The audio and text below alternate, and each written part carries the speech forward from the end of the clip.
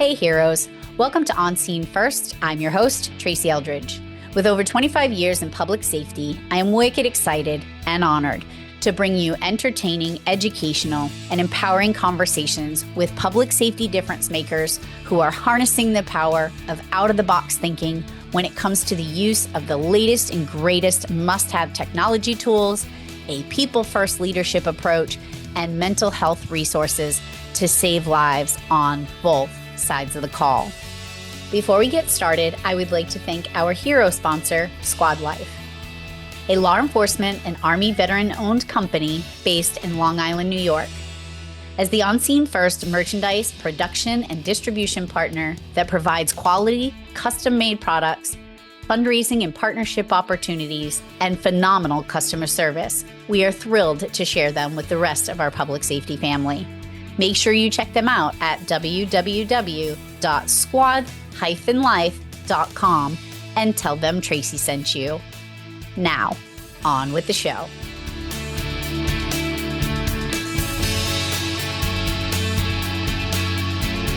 All right, so I am wicked excited to have my guest today, Tommy Bolin. So first, Tommy, how are you? I got to ask that first. Yeah, I'm good. Everything's going great. You're good. You're good today. Today's a good day, right? Today's a great day. Yeah. I always say, like, when someone asks, how are you? I first respond with fan-friggin-tastic and and that my feet hit the floor today. It's a wonderful day. Absolutely. Yep.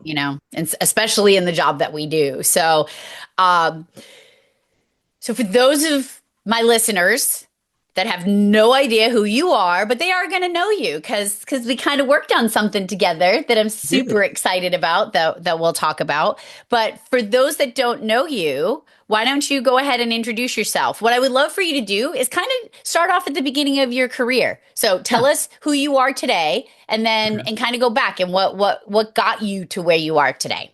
Yeah, absolutely. So my name is Tom Bolin. I go by Tommy. I'm a 30-year veteran in the fire service where I've served as a firefighter paramedic. We talk about like back in the day. When I first came to the fire service, kind of what got me to this point where I'm at now. When we first came in, we never talked about mental health. We never dealt with it. True story. You were expected to, you're kind of told if you can't handle the job, you might want to find another career. And it was a terrible way to deal with it. It was kind of a sign of weakness. We just never, we never addressed the issues. And so over the years, I've had some pretty obviously horrific runs over the years. I've had a lot of children fatalities throughout my career, a lot of suicides. And it was, it's just those things that you just kind of put them on a shelf. You just never talk about them. But it wasn't just, leading up to so I had a really bad time in 2019. It was kind of like leading up to that. Every year, starting around probably 2014, 15, I noticed just things weren't right. There were things that I was depressed. I was going through some anxiety, and I didn't know why. And every year, it just seemed like it got worse and worse and worse. And I didn't know why. I didn't deal with it. I just didn't know why.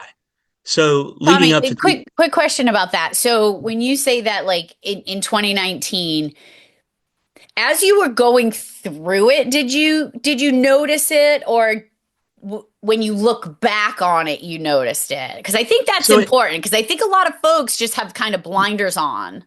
Yeah, that's a good question. I don't think I really noticed it. I just knew something wasn't right. Like with me, I knew that. I was just miserable. I was depressed. I was easily angered. Unfortunately, my wife took, a lot of that, and God bless her because she stuck with me and she knew the man that she married was in there. So I don't really think I realized the extent of it. I just thought maybe it was just like a bad phase or something like that. But as time went on, it just continually got worse and worse and worse. And then in 2019 is when I came very close to taking my life. And, if it wasn't, it was 2 o'clock in the morning. I had been drinking a lot, which is what a lot of us do. We were self-medicating, just trying to feel normal, just trying to feel anything, honestly. And 2 o'clock in the morning, I came home and I grabbed my gun.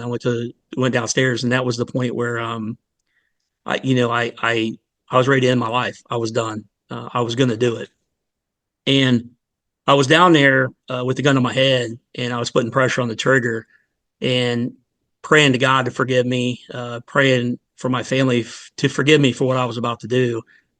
And at that moment, I mean, things happen. I think is too much coincidental. But at that moment, my college age son, came home at 2 o'clock in the morning and came running down the stairs. And he came in the front door, heard the front door shut, and then all of a sudden he came running downstairs. And I stopped, put my gun on my chest, and shut my eyes, act like I was asleep. And he came down. He wasn't stupid. He had been seeing what was going on in my life. As a matter of fact, my kids didn't want to come around because they Yeah. couldn't stand to see what I was doing with my life. I had two college age kids at the time, and they didn't want to come home. My other son was there. Unfortunately, he dealt with a lot of it too.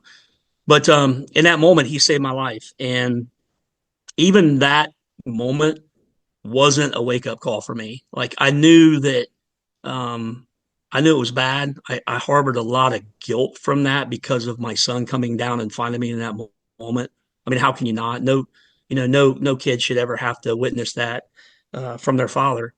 So after that, I kind of just put it back on the shelf again and said, man, I can't do this. I can't do this. And honestly, it didn't really come to a head until probably a few months later. I had, again, I was at a golf outing. My son was driving us around, which was another thing. And um, I just remember something so trivial that happened, and I got angry with him. And I didn't realize how bad it was until he went home and my wife called me and was really upset. He was really upset. And the next morning when I got to the firehouse, I went back and looked at my text messages after I had that verbal altercation with him.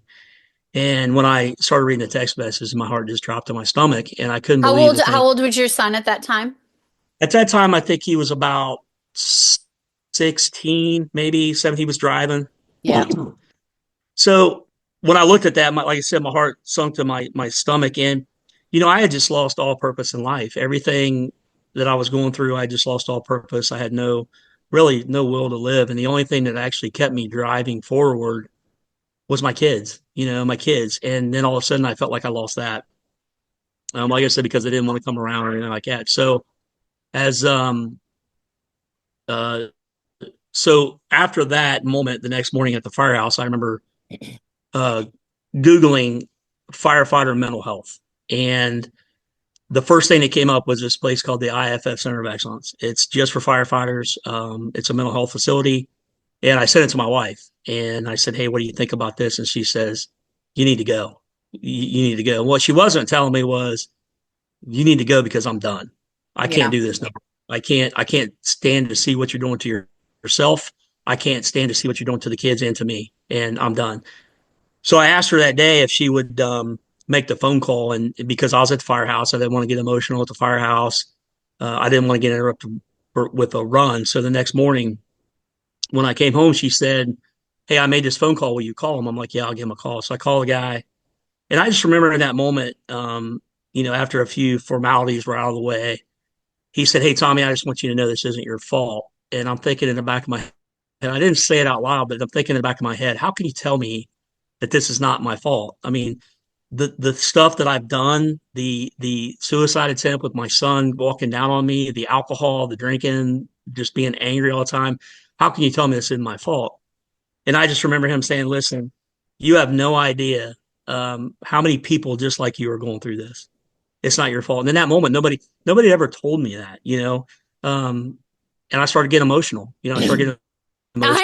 I'm So getting yeah, emotional right now. And the reason why I'm getting emotional is because one of the things that I say in my class all the time is, PTSD and the stuff that we deal with, it's not what's wrong with us. It's what happened to right. us, right? And so when you say that it's not your fault, I feel like fault gets applied when you do something wrong, right? And Right. Yeah. so what you just said and what I said say just came full circle. And that's why I was feeling a little emotional. So keep going. Yeah. Yeah. So, and we'll get to the, that stuff, I think, a little later, because I think it's very important to Yeah. understand why we go through these things. So yeah, within a week after that, I was on a plane heading to Baltimore, Maryland, to Marlboro, Maryland, to the IFF Center of Excellence, and I spent 31 days there dealing with my stuff. Good for And you. yes, so it's crazy how, like, we're kind of leading up to where I am now. So when I first got there, they take everything from you. It's like it's also not just a mental health facility; it's a drug and rehab facility too. And it's amazing how many people are, mine was, was alcohol trying to cope, but it's amazing all the drugs and stuff that are going on with people trying to cope and still functioning, or not even, still kind of functioning and working. Yeah. So they take everything from you. The first week, I go through all these trauma classes. I see multiple social workers, psychiatrist, Dr. Abby, who was amazing, and a medical doctor. And by the end of the week, they gave me a formal diagnosis, and they diagnosed me with major depression, anxiety, and PTSD. Oh, My D, drinking, all of the above. I have all those I'll be too. like, yeah, Thanks. Yeah. yeah, We can be yeah, besties. absolutely. I think we are. But so yeah, so they didn't put me in the drug and rehab side because they said that they felt that my drinking was just a symptom of all my stuff. I wasn't drinking every day. My problem is I was drinking a lot of hard alcohol and to try to mask my pain. Now at the end there, I was drinking every day, but for the most part, I don't drink every day, and it was more the hard alcohol, just trying to suppress all those thoughts and that whirlwind, that goes through your mind because you just can't shut it off. Yeah. So I got my And I think, phone. and I just want to jump in there. So another Yeah, one of the things that I say is I didn't drink a lot, right? So yeah. same thing is it wasn't that I was, and I don't even think that when I was going through that time that I would say, oh, I think I want to drink. But I 100% say I didn't have a drinking problem. I Hmm. had a problem drinking. Yeah. So, and I say that because no, I didn't even drink every week. But when I did choose to drink, I went from 0 to 60 very Right. quickly. That's And where I was. then the stuff would come out. And I wasn't a very pleasant, intoxicated person at that time. So, no, not a drinking problem, but definitely a problem drinking to that point where it was like, okay, got to fix this. The first time I actually shared my PTSD story was by accident, but I know now it wasn't by accident. Like it was just very specifically designed to be at that moment. I was at a conference. I'm pretty sure it was in North Carolina, and they had a speaker that canceled, and they were going to do a session on stress. So one of the folks, one of my dear friends down there said, "Hey, can you fill in? Because I know you talk about stress, but can you fill in? Because we don't want to cancel the session." I said, "Yeah, absolutely." So I ran up to my room, grabbed a few slides, and I went down. And when I went to go speak, I didn't actually use any of the slides. I shared my story because that's what was supposed to happen at that moment. And by the end of that session, I was crying, they were crying, we were all crying. The amount of people that came up to me afterwards saying like, "You're telling my story." And I knew, like, in that moment that, yes, at the time I was working for Rapid SOS, I was teaching sessions on our technology and all that stuff. But I got permission from my boss at the time and said, "Hey, if I'm going to be at these conferences anyway, can I submit to teach this session?" And then I'm very proud to be one of the front folks in the 911 space that started screaming their story from the rooftops out loud in front of everybody where it wasn't in the dark and secretive and all that stuff. So I can for sure empathize with what you see after you start sharing your story. So good on you, brother. So Tommy, you're still employed as a career firefighter, correct? Correct. And so I would assume you would attribute going to get the help, putting the tools in the toolbox to being able to still be there. Because I know when I'm struggling, I will go to my go to tools, which for Yeah. me is EMDR. but I can't always get there, right? So if I'm Yep. traveling or whatever, so you have to build this toolbox of stuff. Would you say that taking these steps, getting in the program, finding the tools is what allowed you to kind of stay in that profession that I'm sure you love? Yeah, absolutely. Absolutely. Without a doubt, without a doubt, if I wouldn't have went to Maryland and learned those tools and those coping mechanisms, I would have either been fired or I would have taken my life. I couldn't function anymore. So yes, going to get that help is 100% why I was able to continue my career and keep going, doing what I'm doing. And it sounds like your leadership team was supportive. Yes, it was rough at first trying to go. I won't get into all that detail, Yeah, and but that's fine. I think, but at the end of the day, you're still there. I'm still here. Yeah, I'm still there and I'm still here. So yes. Yeah.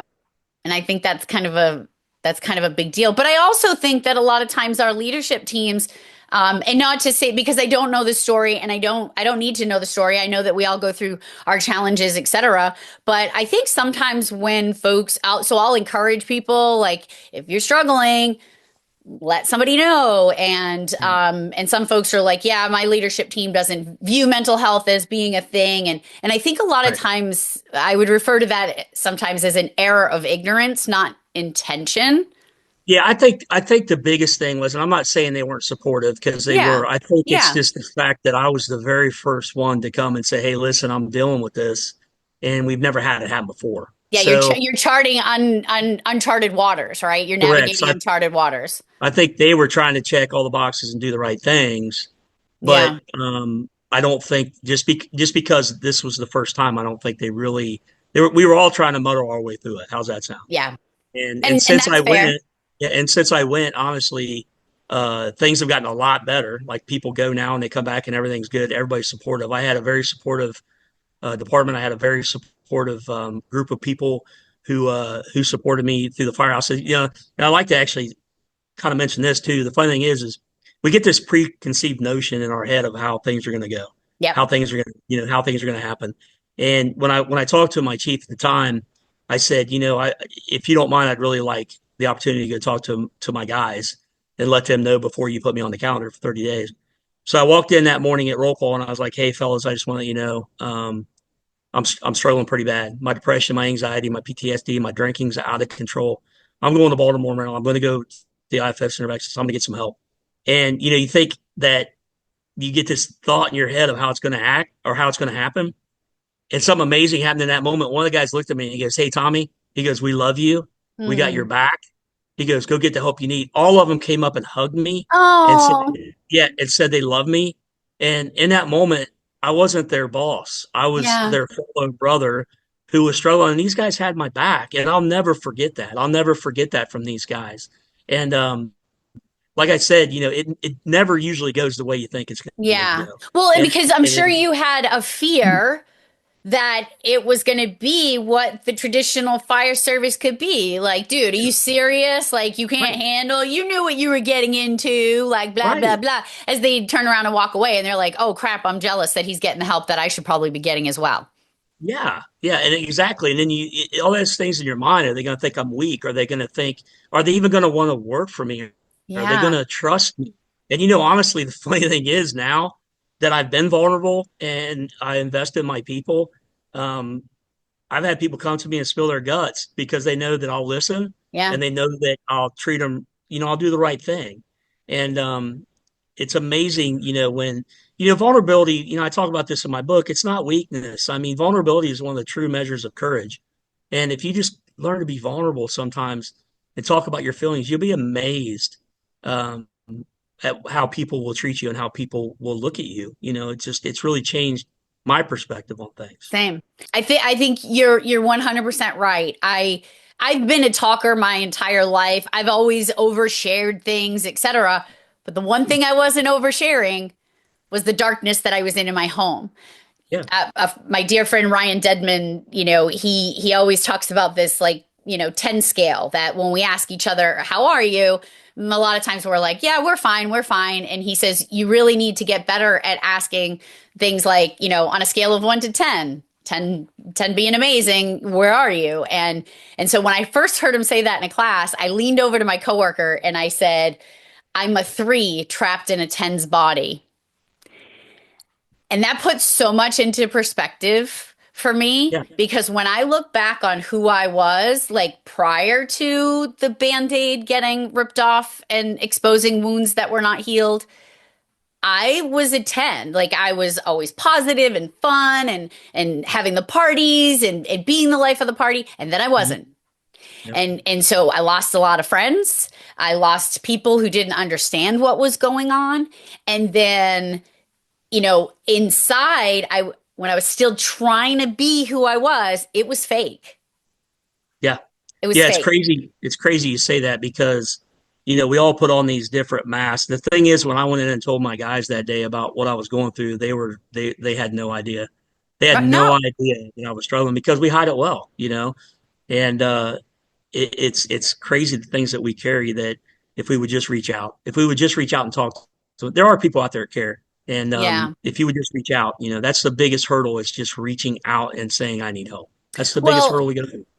and so going back to your story, so I haven't. I've shared it in classes. I haven't shared it in recording yet about my moment that you referred to at the beginning where someone had inadvertently reached in. Um, I had made my mind up, and it wasn't until someone inadvertently reached in. I'll just say very similar to your story. I Mhm. just haven't put it out there yet. I will. I will someday. Um, but what I realized is that in that moment, when my brain and my body had kind of disassociated, I wasn't going to reach out, and so I like little sayings. And, I definitely, one of the sayings that I say all the time is if you're struggling, reach out. And then for those that can't, we have to get better at reaching in because, yes, some people do reach out. But Yes. then there's folks that are not going to reach out that we have to reach in to. We have to check in. We have to, let them know that they matter and that we're thinking of them. Even just a simple message like that, Mhm. because we don't know what people are going through. I know my team, saw that I was struggling. I was very emotional. My fuse was short, but they knew I was dealing a lot with bad leadership.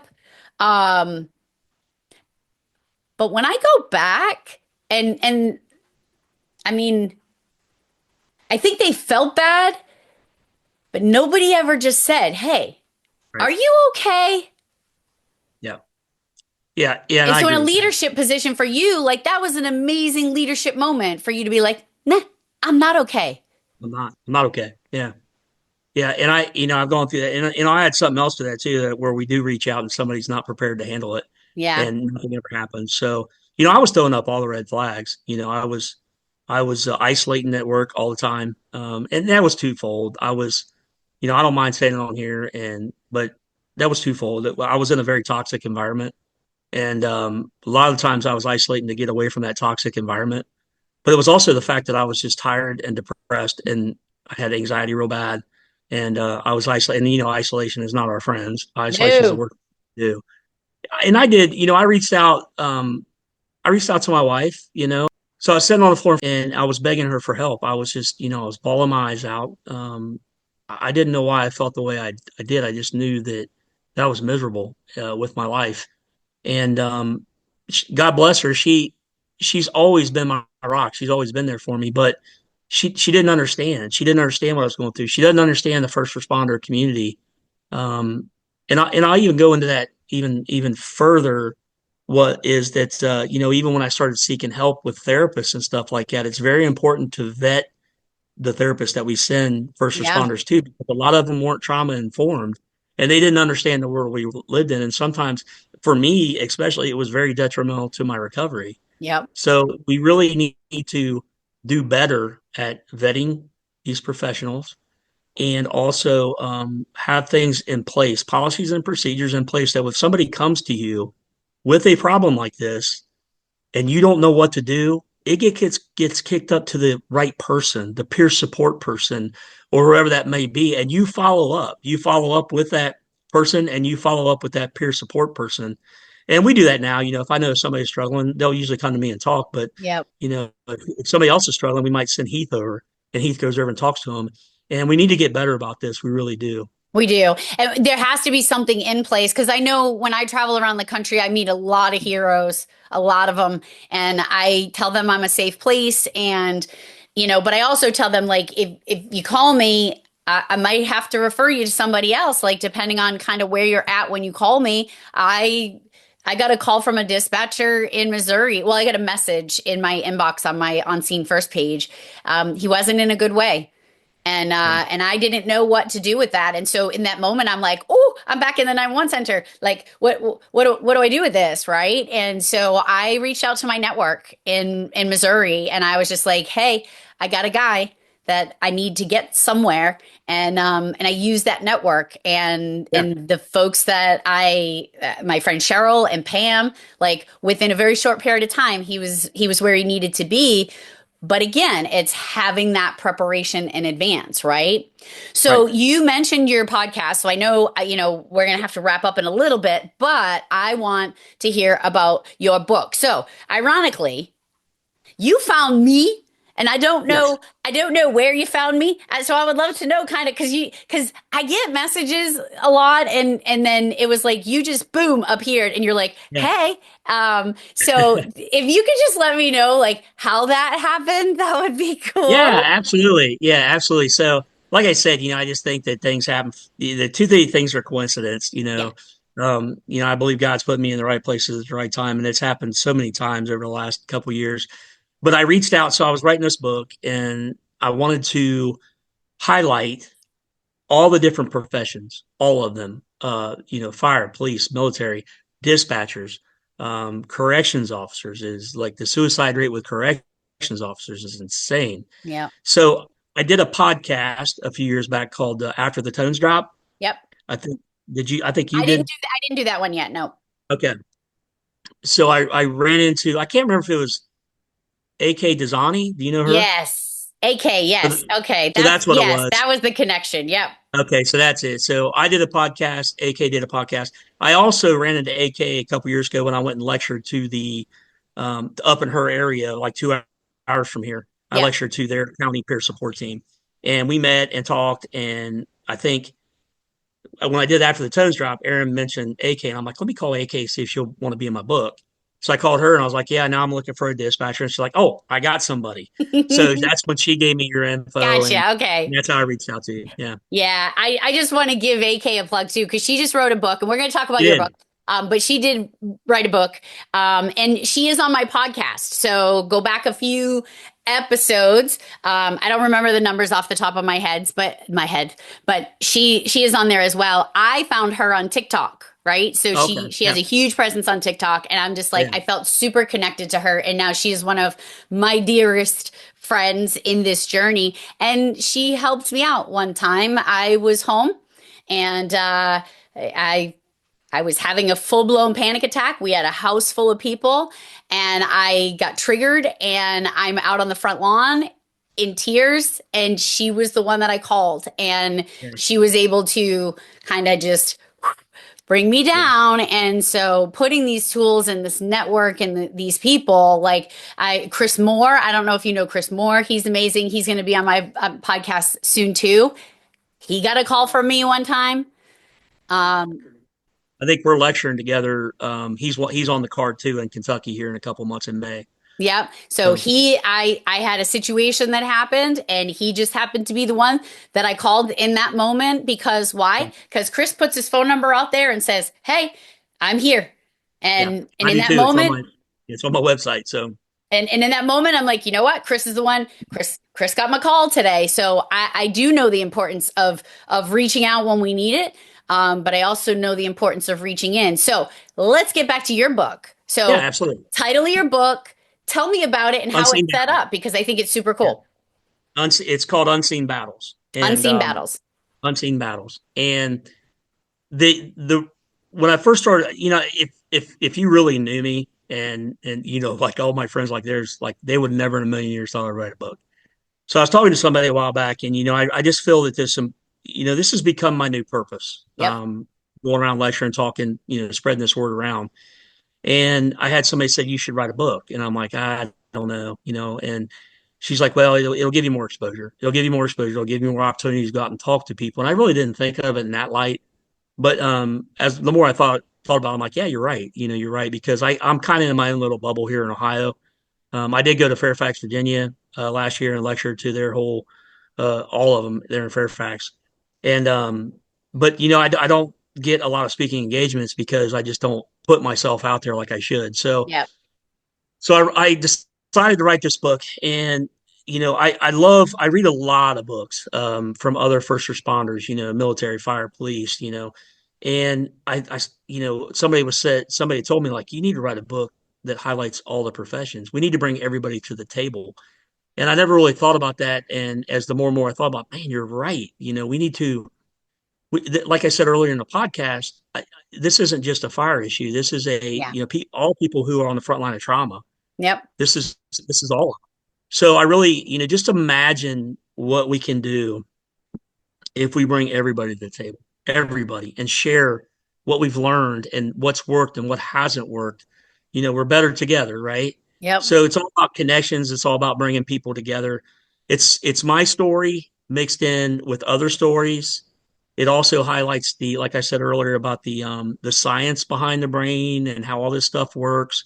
It talks about resilience techniques. One of the things I do stress in my book is, which I went through it, and I'm sure everybody does. We all learn different. We all heal different. We're all Yep. from different backgrounds. We're all from different upbringings and different moral values and, different chemicals even in our brains. So one thing I stress is just because you go to somebody and it doesn't work doesn't mean that you're not going to find somebody out there that you'll resonate with and that you will get the help you need. You need to be persistent. You I need to agree. keep fighting for yourself. Yep, I agree. And so I do. So my treatment of choice is EMDR. Have you done EMDR? So EMDR was a game changer for me. Yep. And I know people who have done EMDR and they didn't like it. And that's like I say in my book, it's like every Yep. tool in the toolbox. Every And tool in the toolbox. The funny thing is I wrote down a study here just because so there was a 2022 study about EMDR and PTSD, and it says there was an increased or there was a reduced of PTSD symptoms within 60% within the first 3 months. And so I'd still do EMDR when same. I struggle with stuff. I still do it, and I love it. I think it's amazing. I've probably, when I sat down and tried to figure it out, like the amount of times that I've gone, how many years I've been going, I've probably done over 100 sessions, and I will Yeah. continue to do it for the rest of my life. Like I got into an accident last year. I went and did EMDR. Why? Because I drive that road back from the airport, the screeching tires, the beeping horn. My kid was on the phone. She screamed my name when she heard it. Like all of those things, every one of those things attaches somewhere in your body and Yeah. it's going to stay there. And so to know that and to know like, all right, hey, I'm not feeling a certain way about this, but I know that I could. So I'm going to go ahead and I'm going to just try to put this away where it belongs. Yeah. And the reason why I had asked you that to go back to that is I've had folks too say, oh, I tried EMDR once, it didn't work. Well, it's really important that when you pick whatever that mode of therapy is going to be or that modality for treatment for you is when I started EMDR, my therapist tried to do the eye movement thing, but I have severe ADHD and I could Yeah. not focus on her little light thing and I kept looking past her and so no it didn't work, but then she's like, you know what, we're going to use the vibrating paddles for you. And So I use. so I put the vibrating paddles, one in each hand. I could close my eyes, and that was the game changer for me. So just because one version of something doesn't work, it doesn't mean that that it's not going to work. And then expecting something like to me with my first EMDR appointment, it reduced what I had processed that first time, that first night. Like it was done. It Yeah. was put away. It's So not I had like that two. with everything, but it is with a lot. Yeah. So before I went to Maryland, I had a therapist who wasn't a trauma informed therapist. mentioned the EMDR. So I got two experiences that one was good, one was bad. I She said, "Do you want to try EMDR?" I'm like, "Yeah, let's do it." But the problem was back in 2019, I had so much stuff packed in my head that I had to unpack, Yeah. and I don't really think she was up to date on like EMDR. Yeah. You know, so she gives me these same thing, gave me the vibrating paddles, and she starts asking me, and she's like, I want you to think about what your trauma is, and let's go there. And I'm like, man, I got so much in my head. I got so much that Yeah. I it don't just even know where to didn't. begin. I don't even know where to begin. It didn't work for me. Yep. And she's like, "Oh no, this works. This works. Like if you really think about it, it's going to come to the forefront. It's going to come to the forefront." I'm like, "No, it's not. It's really not." Yep. So I left there. I never went back. So fast forward to a couple years ago. I was still struggling. Like I said, I was still struggling with stuff, a lot of the guilt. And I went to a thing called Ohio Assist, and they offered. I actually volunteer for them now. I'm a peer for them, but I got to see a therapist, and she says, "Hey, would you like to? What do you struggle with?" And one of the things I struggled with was when I lecture, I show my video, and in that video, my son talks about coming down on me that night and finding me with a gun and taking my guns from me. And when I start to lecture, I would get all emotional because it was still raw to me. It was just that guilt that I still carried. So she said, let's try NDR." So I was like, "Yeah." So we did this, and as soon as she started asking me about it, it was crazy. Put those vibrator pads in my hand. She starts asking me about it. The floodgates opened. I was just a mess. I Yeah. was a mess. We did it like 5 or 6 times or something like that. And at the end of it, when we got done, she said, I want you to think how you feel right now. And I'm like, peace. I Yeah. just had this like it just washed over me like this peace. And now, usually I can go lecture now and not get emotional. I still do every once in a while. It's okay. I'm not I embarrassed think it, about it. I think it depends on where you are, what's going on, how tired you are. Because there's times I have a video that I share from my daughter that she had sent to me, and this video has made lots of heroes cry. If you've been in my PTSD class, you know which one I'm talking about. I was struggling. I was having a lot of anxiety. I had to go to Washington D.C. I'm a country mouse. I don't do the city well. I was just having a lot of anxiety and didn't want to go. And when I got to the hotel that night, it's like 11 o'clock, and I get a message from her, and it was a video. And first, I'm like, Mhm. why is she not in bed? And it was a video of her singing the song "When the Storm Blows Through" to me. Yeah. And oh boy, did it hit me in the feels. Now, sometimes I show that video and I'm just like super proud of the work that I've done. I'm smiling, and then other times I'm blubbering like an idiot because of just whatever's going on at our time. And Yeah. we always say, go back to the little sayings I have. I didn't coin this phrase that it's okay to not be okay, but on my hero stickers, I add to it that yeah, it is okay to not be okay. It's just not okay to stay there. Right. I say that in my book. I Yeah. use that line in my book. So, Yeah. You yeah. just And so, yes, I just like I said, I think the book is it's going to speak to everybody, and I really think, to me, honestly, Tracy, if it just helps one person, it's been worth it to me. We say that a lot. It's worth it well, to me, I'll but let you know. It has yeah, already helped one person. This thank you. person. Thank you. Because Yeah. you asked me to be a part of that book, and I was able to share parts of my story in the book. And even just that, right? It shows that I'm living my purpose and I'm exactly where I'm supposed to be. Yeah. And I also heard a rumor that I might be giving some of those books away during the 2025 National Public Safety Telecommunicator Week. So It would be amazing. Thank you so much. That would be yeah, I'm amazing. I'm very excited about that. So when will the book potentially be launching? I know Yeah. that sometimes we run into snags, but when is your hope if folks are looking for the book? So this is going to Mhm. come out in the next couple of weeks, but it's not out yet. Correct. So time frame So wise, I'm thinking within the next, couple months. I can't. okay.